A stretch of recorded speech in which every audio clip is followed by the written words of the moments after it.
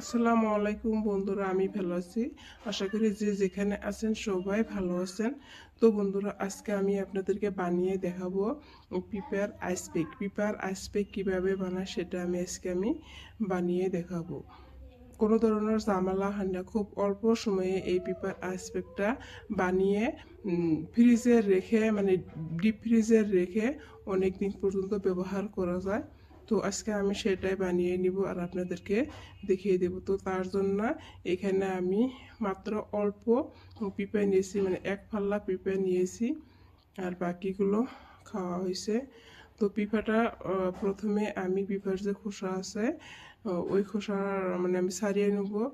পিঁপাটা একদম পাকা ছিল, আর পিঁপার আইস পেক বানানোর জন্য পাকা পিঁপা হলেই বেশি ভালো হয়।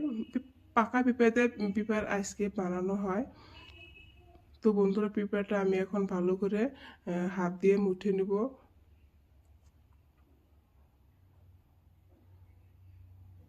পিঁপড়াটা অনেকে পাকা ছিল, খুব পাকা ছিল, সেই জন্য খুব সুন্দর করে মুঠে নেওয়া হয়ে গেল।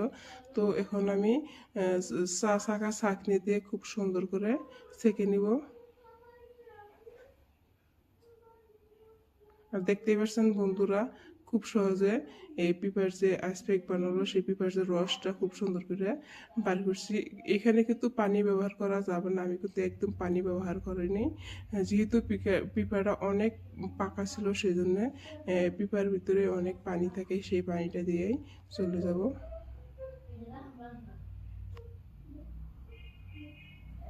আর ফাইনালি এই তো আমি পিঁপড়াটা খুব সুন্দর করে ছাঁকনি দিয়ে ছেঁকে নিলাম।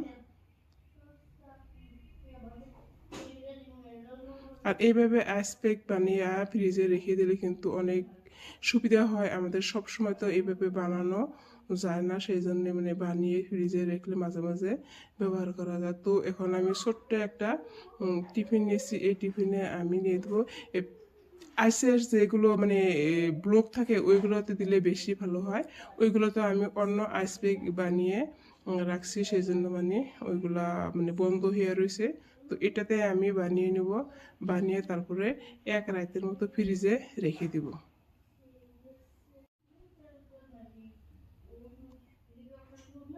আর পরের দিন দেখেন বন্ধুরা কত সুন্দর হয়েছে পিঁপার অ্যাসপেক্টটা। এই অ্যাসপেক্টটা এভাবে এখান থেকে অল্প পরিমাণ অ্যাসপেক কেটে নিয়ে ডুব দেওয়ার আগে মানে গা ধোয়ার আগে অল্প মানে 15-20 মিনিট মুখে লাগিয়ে তারপরে মুখটা ধুয়ে ফেলে মুখের উজ্জ্বলতাটা অনেক বাড়ে, আর মুখের যে কালো কালো দাগ থাকে ওইগুলোও দূর হয়ে যায়।